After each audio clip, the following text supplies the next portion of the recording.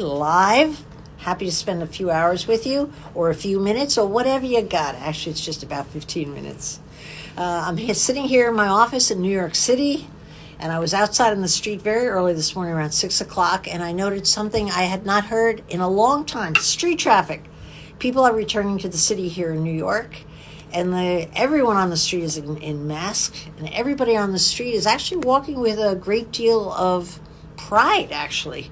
A different beat in our city. I think we're kind of proud that we've come through the worst of the pandemic, or at least we hope. We've had great leadership in our governor, and people were willing to listen and take responsibility for one another. So in this big, often faceless city named New York City, it's probably warmer and more neighborly than it's actually ever been. We have a very special guest with us today. Sometimes I like him, sometimes I don't like him, sometimes you might like him, you don't like him. His name is Kevin O'Leary. He somehow labeled himself as Mr. Wonderful. How he got that name for himself, I'll never know. But the day on set of Shark Tank, when he said to the first entrepreneur, "You can call me Mr. Wonderful," I remember rolling my eyes and thinking to myself, Mr. Wonderful, what a stupid name. Why would he say that? And what do you think happened that day? A miracle. Every entrepreneur that marched into the set of Shark Tank said, "Hello, Mr. Wonderful," and the name stuck. Well, I'm here to tell you he's not wonderful. He's smart, but he's not wonderful. And he is so annoying to work with. But one thing I got to hand Kevin, he tells it like it is.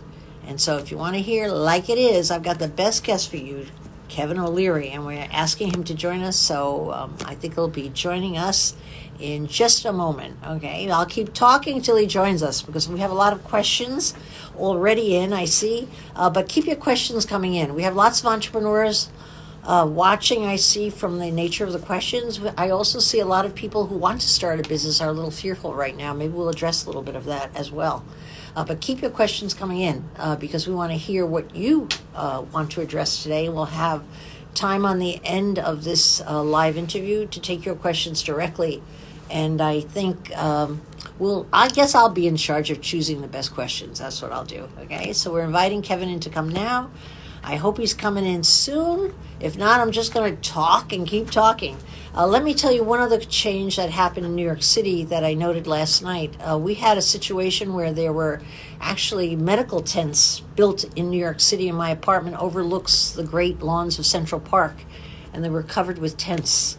It was such a sad sight and so much noise through the night. Nothing but ambulance sirens all night long. Today, what we see is patches of grass filling in those blanks, and just that sight alone last night brought tears to my eyes. Our schools have been out, as you know. There's nothing on the horizon as to when they're going to open. Shops are opening. Everyone is still very tentative. I'd like to actually hear from Kevin when he's on how things are going in his neck of the woods. But meantime, if you don't mind, you tell me how things are going for you. What's happening in your recovery where you are? What are you emotionally feeling? Are you feeling like the worst is over? The worst is still to come? What's the mood out there? We, as you know, have a very vibrant real estate market in New York City. I'll address that for a minute. We have virtually no real estate market right now. We have probably 87 apartments that are currently for sale over $5 million, and not a single buyer in sight who even wants to see them. That end of the market is coming crashing down, which is our rich side of the market. And I think the reason for that is buyers who can afford those price tags have other places to live, and they're not choosing to live in New York City just yet. I think that will change. We have tenants who are abandoning leases. We have other tenants who are staying with apartments but calling their landlords daily and asking for rent reductions. We have a governor who has forbidden landlords to evict tenants. So even if tenants can't pay their rent, don't choose to pay their rent, landlords are in the awkward position of not asking their tenants to actually leave. So we have a very tough real estate market here, both on the sales side and on the rental side. And there is Kevin. I would pull you out in a crowd with that shiny head of yours any old day of the week, Kevin. Barbara, that is called the Dome of Desire. You know. I haven't seen anyone express any desire for that head, that's for sure. Where are you, Kevin? And take a seat. Stop walking. I am. I'm just walking to a nice place to sit to talk with you, Barbara. This is called the Muskoka Room. It has a gorgeous view of the lake and the forest outside. So, you know, because I'm quarantining to stay healthy so I can join you and shoot some Shark Tank here. Yeah, well, you don't look healthy. You don't look very good, but that's the usual norm, Kevin. But I I look hope you're feeling spectacular. What well. are you talking about? Gorgeous, absolutely. So, Kevin, what's going on? Where are you located right now? You're at your I'm lake at a house, I lake. think. I'm at a lake in Canada. That's right. I'm going to spend a couple of weeks here. I Mhm. just left Florida, Barbara, which was crazy, as you can imagine. Just crazy. I almost Um, lost you there. I was there for The four wrong months. button. Yeah, I'm sorry, I Kevin. Go was ahead. there for 4 months, and it was really nuts. And it opened up, then it closed down, then it opened up, then it closed down. And when I left, it was closing down again to a bigger close down than it ever was. No Hmm. walking rights and all kinds of. And I think they're doing the right thing because they got to nip this thing in the bud like other countries have done. And I think it's Well, it's a time to little do it. slow. Would you say that Florida is probably our best example of a slow on the draw, so to speak? Yeah, I'm getting notifications every day from my building, and they say they're now testing 20% positive for everybody. Wow, that's amazing. So you got out of there at the nick of time, but you Yeah, you and your and wife are healthy, right? Your children? I did the whole test thing, antibodies and everything else. But I was just listening to you talking about real estate. I'm fascinated about that because I'm just wondering, because you're a real estate person, Barbara, I what's am going to through and through. happen to AAA office towers? You know, I own some of them through REITs. If people don't feel safe going up those elevators to the 70th and 80th floor, what are the values going to I'll look tell you like what's in 5 going on in years? New York City. It's not just the elevators. Nobody wants to get in a crowded elevator, but long before they hit the elevator, no one wants to commute to work. They don't want to jump on the subway. They don't want to sit in a car for 2 hours, and they've had the unusual opportunity that they were allowed to work at home, and people are loving it. I think it's going to be a tall order to get people back to the workplace as we knew it before, and I don't think it's going to happen. I know there's a new movement here in New York City where teams of people are coming in, like your marketing department comes in one day. The next day, your research department comes in. So they're rotating people, which means less desks are needed. And what's concurrent with that is every landlord in town is hearing from every tenant. They're renegotiating leases, even if they have 5 or 10 years left on the lease. Everybody is holding back on rent. We're going to see a bloodbath. I'm sorry to tell you, if you've been well invested in REITs, I don't think these commercial properties are going to do well at all. In fact, I think they're going to lose a substantial portion of their value over the next 6 months to a year. So can you get out, is my Yeah, question. I have. I've reduced my exposure from almost 30% down to 8, and I've also sold all the regional banks and the money center banks that own the mortgages. Mhm. Obviously, I took some losses, but they've gone down significantly further since. So clearly, the market is figuring what you're saying. I'm just wondering, is the impairment going to be 25%, 35%? What do you think 2 or 3 years from now, a building that used to sell for 100 million is going to sell for? 30% off if I had a guess, but you know what guesses are. They depend on the future. But I would say from where I sit now, 30% off. Yeah. But that's not the real problem. The real problem is who's going to want to buy them. I don't think a lot of people are going to have an appetite for that, even at that steep discount. Wow. Yeah. And just before we leave real estate, what about, I heard you mention, Wait, Kevin. Hold on a minute. Hold on. I'm interviewing you. You're not interviewing me. This is your well, I last figure question. Go ahead. if I can learn something while I'm talking to you and get some value out of you, Barbara, it's the first time it's ever happened. That would be great. That's my Kevin. Just quickly on condos in New York, because you know I am shopping around. Buy now or wait? Oh, Kevin, you're not going to buy anything. You've been shopping around for 4 years. You're too cheap to spend the money. I want to buy Even your if they condo, if Barbara. they I were want your discounted condo. 50%, you wouldn't open that wallet. I know you. You're too cheap. Why Forget it. can't I It's not kick gonna you out happen. of your place? I'll take your place. I like Oh, it. my place is beautiful, but I would never move out. You'll have to take me out in a coffin, I'm afraid. Yeah. Yeah. Kevin, Okay. if you wanted to spend a lot of money right now on a brand new condominium, on a serious note, which again I'd say you never will, you could get substantial discounting already to the tune of 20-25% if you work directly with the developers. They don't admit the discounting, but any deals that are happening, which are so few, are steeply discounted. The reason people don't know how bad that market is because many of the developers are built for the future, so they can't close yet. But when you see those closing prices roll out, you're going to say to me, Barbara, I should have listened to you. I should have bought back then because now look what I have to pay now. But you won't buy then. Well, You didn't buy in the my past. problem is You're not buying now. I don't want to live in hotels anymore when I go to New York when things get back to normal, whatever they're going to be, because Yeah. I don't want hotels, but I don't want to be around. Yeah, you've been saying that for years. You're going to stay in the hotel because you don't want to put the money out. Let's move on If from I here. if I Okay? catch a cold, Barbara, I'm blaming you. Okay, Kevin, let me ask you a question. What advice have you been giving your entrepreneurs? We both invest in a lot of businesses. Some do so much better than others. Some are dead on arrival. Some we're questioning all the time. But nonetheless, we're in the position of an advisor and an investor. What advice overall have you been giving your investments as to what they should have been doing and still should be doing through this pandemic? I'm curious because I want to steal that advice if it's any good. Well, the ones that have been successful, I've got some that are involved in industries like the wedding industry, which has been decimated, and I've got Yeah. some that are in restaurants, which has been killed. But the ones that are selling goods and services that have really been successful, and I just this morning got off the phone with two of them, have basically set up Shopify platforms. They are lots of their products have been kicked out of retail, or they're not selling retail anymore, so they've gone directly to their customers. Now, here's the thing to note, Barbara. This is what shocked me today. If you were selling, Shocking. well, you'll find this interesting. We have companies where sales are down, but cash flow is up. Now, how did that happen? Instead of paying 50% to retailers and distributors, they've sold direct to customers that Yes. they've been able to capture back at full margin. So you look at the success of a Love Pop greeting cards, which was 50% in retail, which is now basically all online at full margin. They're just killing it. Yes, of course. My You know, I boutique, have a, I'm sorry, go ahead. Yes. and I have another one, Bertucci pizza ovens, a deal I closed very recently. It's one of those rare deals where, because of everybody staying at home, sales Wow. are 400% ahead of schedule. I've Wow. actually made all my money back on that deal.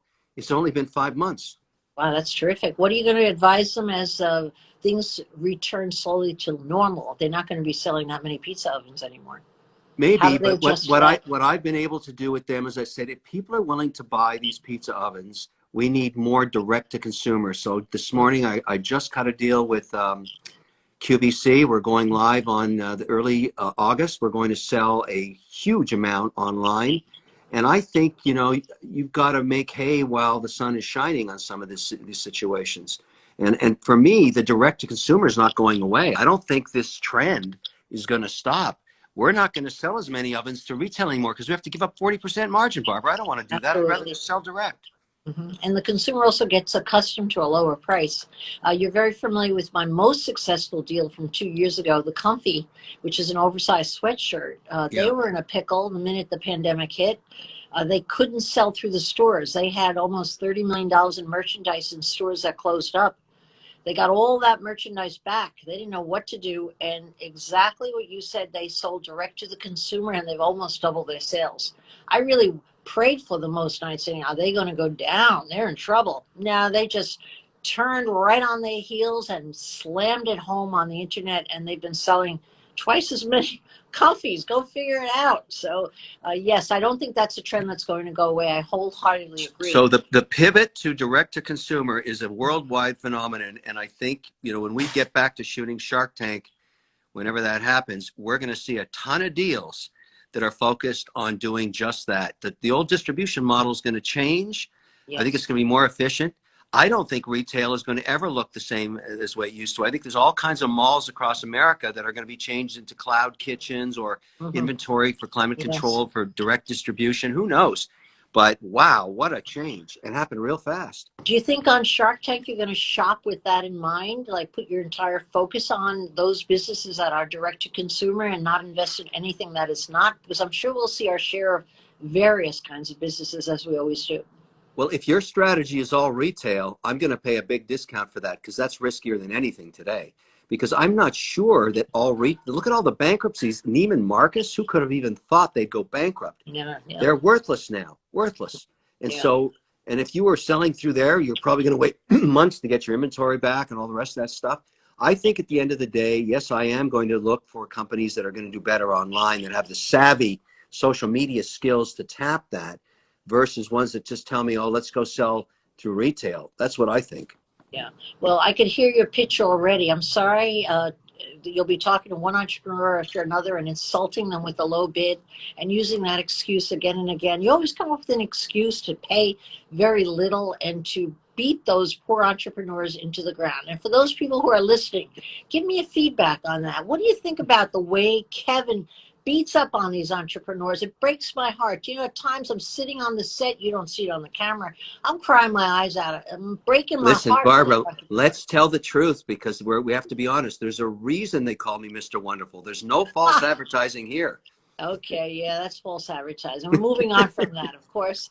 Hey, listen, what do you think, other than direct to consumer, are the big opportunities out there right now? Because we have a huge audience of young entrepreneurs struggling, some people moving ahead. But what do you think are the big opportunities for young entrepreneurs to take advantage of right now, other than direct to consumer? Two areas that I want to focus on in and outside of Shark Tank. Number one is healthcare. I think people are going to be very, very focused on going on health. And I'm fascinated by better food groups. I think people are now, having been locked at home and doing so much cooking on their own, are fascinated by food options. And I want to get into foods that are healthy, sustainable, good to eat. And I've been cooking like a banshee myself. Chef Wonderful has I gotta see. Oh yeah, of course. Chef Wonderful has been a flower that's been blooming. Just I thought you said Chef Boyardee brand is what you're doing. No, sorry, Chef Wonderful. Yeah. So what I hope we see is a whole lot of health initiatives, things that help people live a healthier life. I'm not saying just exercise equipment. I'm talking about, you know, maybe more deals like Blue Land, the thing I did with the disinfectants and detergent. It was crystallized. That was been a big success for me. There's another one, Barbara. That was a big rollout. If you recall, they were going to do a giant retail rollout. Okay. We were just Can I pause you one moment, Kevin, just for the sake of the people who are listening? Whatever Kevin's saying, cut right in half. He grossly exaggerates his successes and he buries his failures. Keep going, Kevin. So let me tell you, this is twice as successful as I thought it was going to be. And you're full of, and you know, Barbara, you are so full of poo-poo, it's ridiculous. The only reason, Barbara, I want everybody to know that's here. No, don't do it. Yes, the only reason Barbara is where she's at is I bought her a new broom. That's how she got Christmas. Now, Barbara, let me tell you the story of Blue Land. Talk about a pivot. Wonderful woman entrepreneur. She was facing a complete shutdown of her sales because all of it was set to go into big box retailers. She pivoted. She bought remnant cable time on Comcast, and I made a commercial for her, and she made several others. And all we did was sell direct at full margin. She is way ahead of budget, and she hasn't sold anything for the retail. Well, you know, she had to put that money out and take that risk. She deserves success.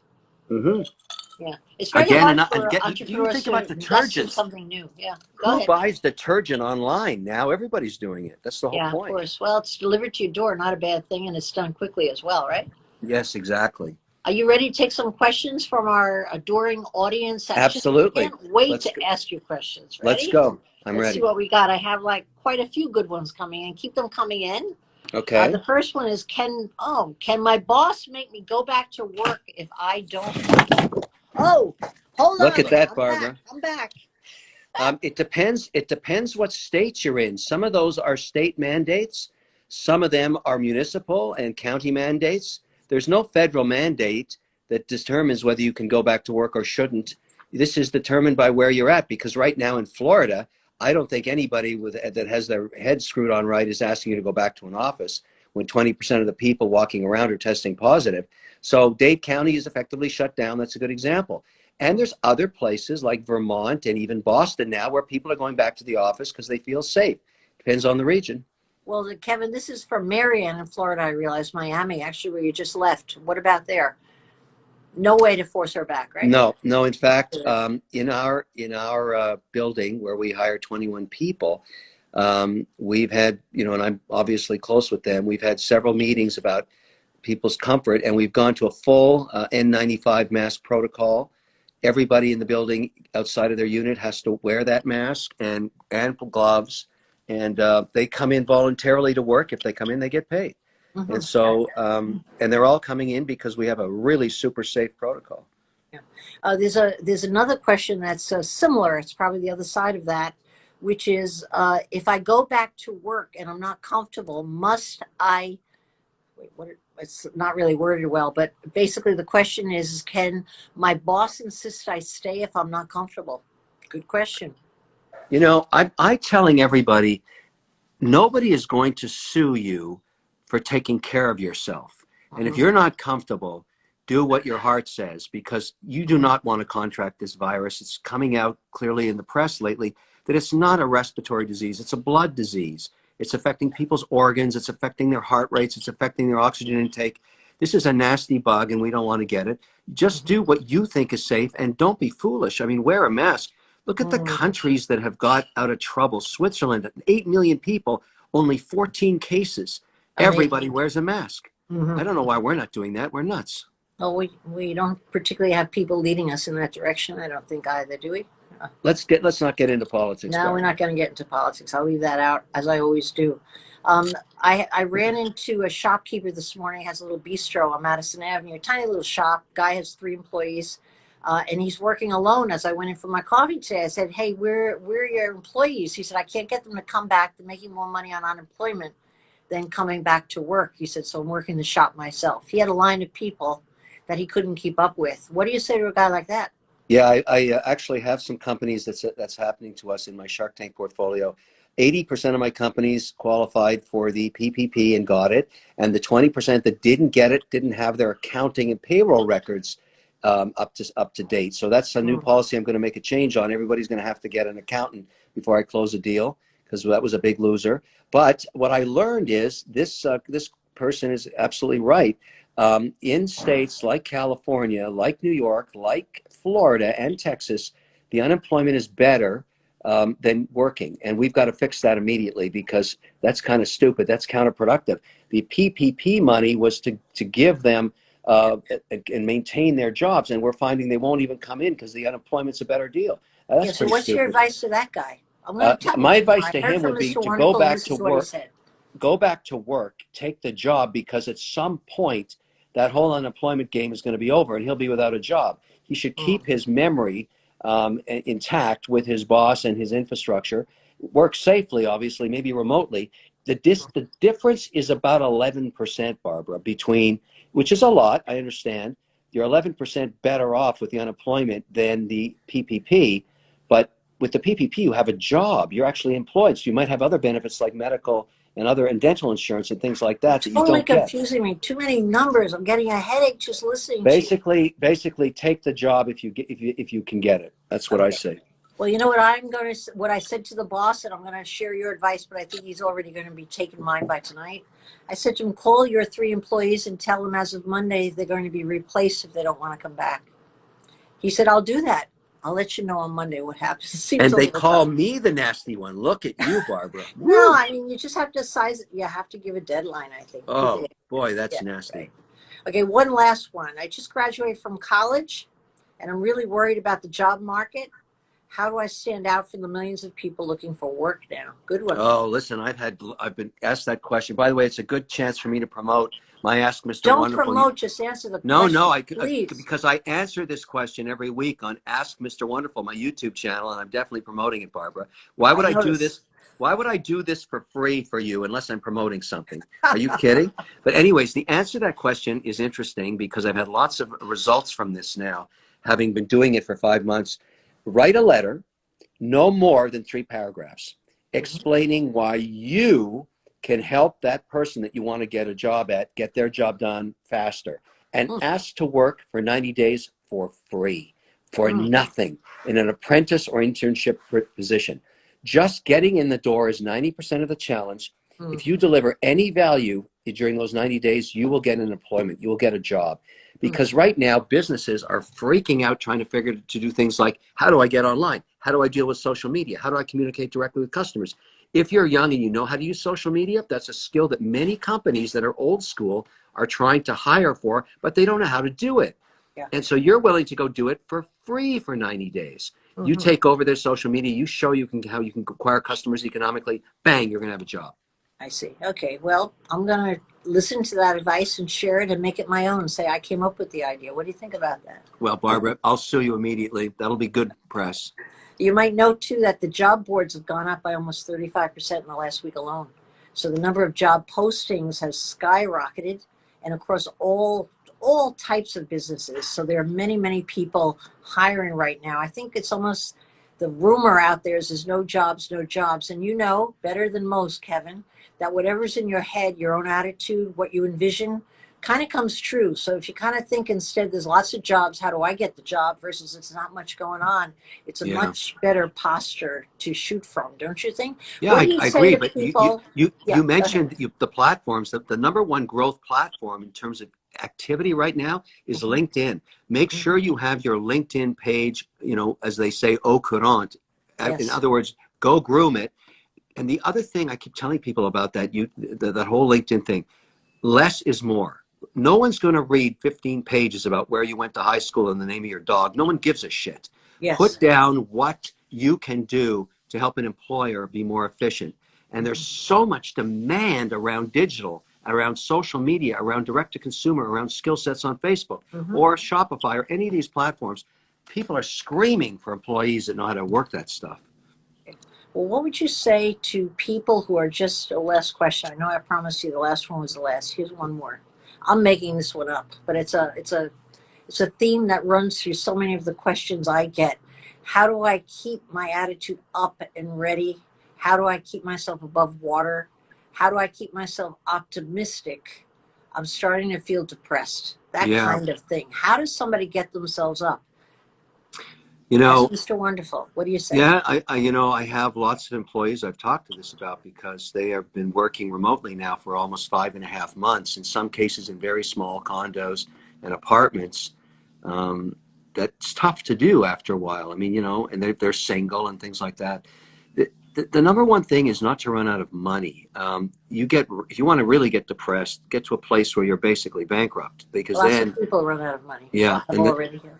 I know, but the thing is, most people I found, because now it's a real life situation, are able to cut their expenditures by 30%, even 35, even 40% by just buying the essentials.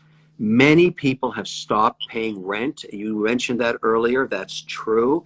Landlords are being flexible because they can't sue every one of their tenants, but you Yes. have to be careful that it doesn't trash your credit rating going forward. It's better to notify the landlord that you've lost your job than to surprise them by not paying them. Most of them are willing to take less Mhm. when you're forward about it. And the other thing I keep telling them is this is a chance in your life to reflect on things, read the book you've always wanted to, find a hobby that, you know, learn how to play a guitar or an instrument, do the photography you bought the camera for that you've never picked up. Whatever that is, you've got to find something to do with your idle time or you'll just go nuts. Those are the things I recommend. Okay. Those are the left brain kind of things that I would hope you would recommend because you think so cleanly on all those types of issues. I'm going to give a little right brain advice here, which is I think the best thing about us all wrestling through this terrible chapter has been it's given us pause to evaluate who we want to be when we grow up. I don't care what age you are. It's also given us pause to actually sit and find our own confidences, our own confidence. And most of the people who are losing confidence right now, I find they're losing their confidence because they're not trying things. And yet, many people think you have to succeed to get confidence. But I find all the young people that get confidence in themselves more than ever get it by trying. And so I'm a big proponent on just trying everything you can possibly try because what you wind up with is you come through this difficult chapter with more confidence that you went in with. And if you really want to get ahead in life, you know it, Kevin, I know it. Confidence often comes out of failures and tries, but it's the confidence that keeps with you for life. Look how cocky you are. I mean, how did you get that cocky? Not because you were successful at everything you did. I see you do many things that you don't succeed at, but boy, oh boy, do you keep coming back and trying. Would you agree with my kind of emotional advice on that one, Kevin? Yeah, I Say think yes. so. I think that's great advice for anybody that's feeling down. I mean, everybody has to find that thing in life that they love doing, that they're passionate about, that they're willing to work 25 hours a day on. Mhm. And I've always said that you have to try a lot of things before you'll find out what that is. You can't know till you do it. Yes. I'm very concerned that colleges aren't going to have classrooms with people together anymore, which is why they're seeing record amounts of people moving back to the town that their college is in, even though there's only virtual classes, because they need to Mhm. be together.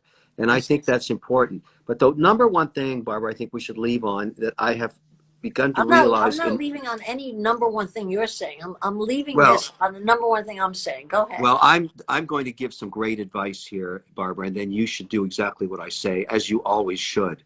You know, Okay. that's the key. I mean, thank goodness I'm there on Shark Tank. If I let you to your own, you would lose all your money. It's just Oh yeah, ridiculous. yeah, yeah. Go A- ahead. What were you going to Anyways, say? here's the thing I've learned from all of this. It better be good. It is very good. You know, you have a certain responsibility to yourself and your family and your friends to start acting safely about this virus. It makes no sense to me anymore that when you go outside, you wouldn't wear a mask, or when you go to someone's house, you wouldn't wear a mask. I don't let anybody come here anymore that isn't living by that edict. I have masks for them. I don't want anybody to get sick. But I now know many people that have gotten the virus. This is the difference from 5 months ago. And the outcomes in some cases have been horrific, Mm. including death.